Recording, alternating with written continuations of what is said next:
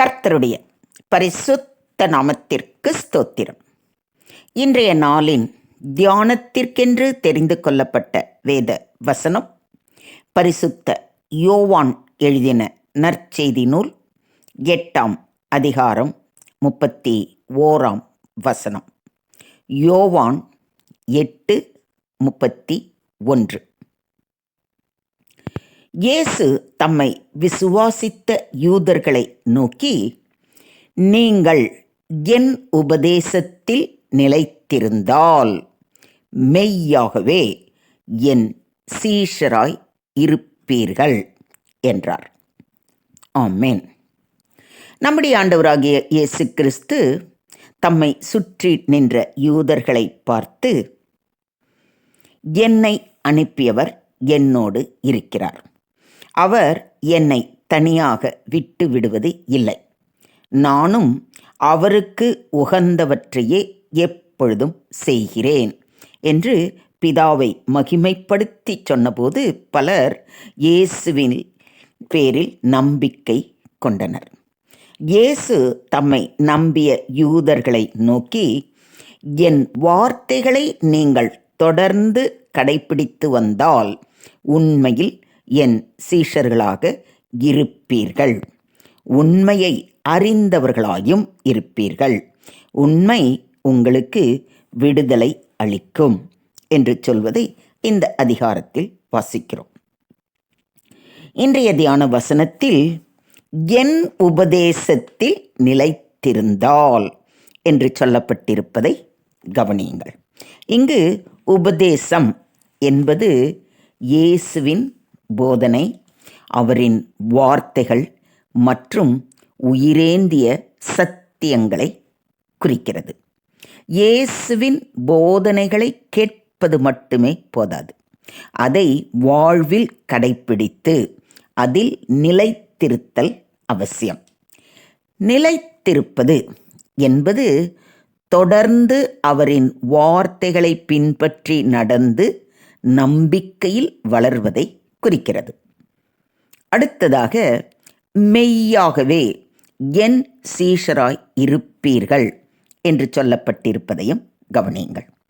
இயேசுவின் உண்மையான சீஷர் ஆகுவது வெளிப்படையான விசுவாசத்தை காட்டிலும் ஆழமான உறவை குறிக்கிறது.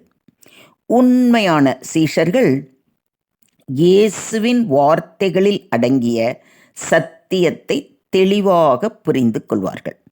அது அவர்களின் வாழ்க்கையை மாற்றும். அவருடைய உபதேசத்தில் நிலைத்திருப்பதன் முக்கியத்துவத்தை குறித்து சற்று நேரம் பார்ப்போம். இயேசுவின் சீஷர்கள் அவருடைய போதனைகளை முழுமையாக ஏற்றுக்கொண்டு அதை செயல்படுத்தினால் மட்டுமே அவர்களது விசுவாசம் உறுதியாக இருக்கும். உண்மையான சீஷத்துவம் தொடர்ந்து அவருடைய வாழ்வின் ஒவ்வொரு பகுதிக்கும் இயேசுவின் வார்த்தைகளை பயன்படுத்துதலால் தீர்மானிக்கப்படுகிறது. சீஷத்துவம் ஒரு தொடர்ந்து வளர்ச்சி தரும் ஆன்மீக பயணமாகும். இதன் மூலம் அவர்கள் மெய்யான சத்தியத்தை அறிந்து அதன்படி நடக்கும்போது அது அவர்களை விடுதலை ஆக்கும். இதைத்தான் நம்முடைய ஆண்டவராகிய இயேசு கிறிஸ்து சத்தியத்தையும் அறிவீர்கள், சத்தியம் உங்களை விடுதலை ஆக்கும் என்று கூறுகிறார். நாம் சத்தியத்தை அறியாதவர்களாய் அவருடைய வார்த்தையில் நிலைத்திராவிட்டால் பாவம் என்பதை உணராமலேயே பாவிகளாக வாழ்ந்து கொண்டு இருப்போம். பாவம் செய்கிறவன் எவனும் பாவத்துக்கு அடிமையாய் இருக்கிறான். நாம் பாவ அடிமை சங்கிலியிலிருந்து விடுபட வேண்டும் என்றால் அதற்கு ஒரே வழி நம்முடைய ஆண்டவராகிய இயேசு கிறிஸ்துவின் போதனைகளை மனதார ஏற்றுக்கொண்டு அதன்படி நடந்து அதில் நிலைத்திருப்பது தான். இதை ஒத்துக்கிறீங்களா? அப்பொழுதுதான் நாம் சத்தியத்தை அறிவோம், அந்த சத்தியம் நம்மை பாவ படுகுழியிலிருந்து மீட்டு நம்மை விடுதலையாக்கும். இன்றைய தியான வசனம் நமக்கு கற்றுக் கொடுக்கும் பாடம், இயேசுவின் வார்த்தைகளில் நம் வாழ்க்கையை அடிக்கோடாக அமைத்து கொண்டால் நம் விசுவாசம் உண்மையானதாக இருக்கும். அவருடைய உபதேசத்தை அறிந்து அதில் நிலைத்திருப்பதன் மூலம் நாம் அவருக்கு உண்மையான சீஷர்களாக இருப்போம் என்பதே. இப்போ இதையும் விசுவாசிக்கிறீங்களா? நீங்கள் என்னிடத்தில் அன்பாயிருந்தால் என் கற்பனைகளை கைக்கொள்ளுங்கள் என்று நம்முடைய ஆண்டவர் நம்மை பார்த்து சொல்கிறார். நாம் நம்முடைய தேவனிடத்தில் அன்பாய் இருக்கிறோமா? இதுதான் நமக்கு முன்னாடி வைக்கப்பட்ட முதல் கேள்வி. ஏன்னா தேவன் நமக்கு கொடுத்த முதல் கட்டளையே, உன் தேவனாகிய கர்த்தரிடத்தில் உன் முழு இருதயத்தோடும் உன் முழு ஆத்துமாவோடும் உன் முழு மனதோடும் அன்பு கூறுவாயாக என்பது தானே. இந்த முதலாம் கற்பனைக்கு நாம் கீழ்ப்படுகிறவர்களாய் இருந்தால் அவரில் அன்பு செலுத்துகிறவர்களாகவும் அவரது வார்த்தைகளில் நிலைத்திருக்கிறவர்களாகவும் தானே இருப்போம். யோசிச்சு பாருங்க. இப்போ நம்ம சிந்திக்க வேண்டியது என்ன தெரியுமா? அவரது முதலாம் கற்பனைக்கு கீழ்ப்படிந்து நடக்கிறவர்களாக இருக்கிறோமா? இதை தான் நாம் இன்னைக்கு சிந்தித்து செயல்படணும். நீ கற்று நிச்சயித்து கொண்டவைகளில் நிலைத்திரு என்று அப்போஸ்தலனாகிய பவுல் தீமோத்தேயுவுக்கு சொல்வதை இன்று நம்மை பார்த்து சொல்கிறார். அதாவது அவர் என்ன சொல்றாரு? நீ கற்று நிச்சயித்து கொண்டவைகளில் நிலைத்திரு. எதை கற்றுக்கொண்டோம், எதை நிச்சயித்திருக்கிறோம் அப்படிங்கிறது இப்போ நம்ம ஏற்கனவே பார்த்தோம் இல்லைங்களா?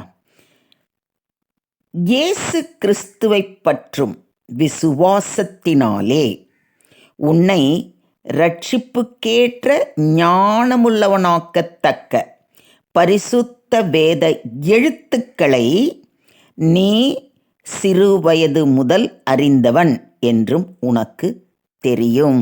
இப்போ புரியுதுங்களா நாம் எதை கற்று நிச்சயித்து கொண்டிருக்கிறோன்னு? சின்ன வயசுலேருந்தே நமக்கு வேதத்தின் வார்த்தைகளை, வேதத்தின் ரகசியங்களை நம்முடைய பெற்றோர் கொஞ்சம் கொஞ்சமாக சொல்லி கொடுத்துருக்குறாங்க. சர்ச்சுக்கு போகும்போது சண்டே ஸ்கூல்லையும், தொடர்ந்து வேத வாசிப்புலையும், தொடர்ந்து ஆண்டவருடைய சத்தியத்தை கேட்பதிலும், அவருடைய காரியங்கள் எல்லாவற்றையும், அவருடைய போதனைகள் எல்லாவற்றையும் நம்ம கொஞ்சம் கொஞ்சமாக கற்றுக்கொண்டு வந்து இருக்கிறோம் சிறு வயதிலிருந்து. இதில் ஒன்றும் மாற்று கருத்து இல்லை இல்லைங்களா? வேத வாக்கியங்கள் எல்லாம் தேவ ஆவியினால் அருளப்பட்டிருக்கிறது. தேவனுடைய மனுஷன் தேறினவனாகவும் எந்த நற்கிரியையும் செய்ய தகுதி உள்ளவனாகவும் இருக்கும்படியாக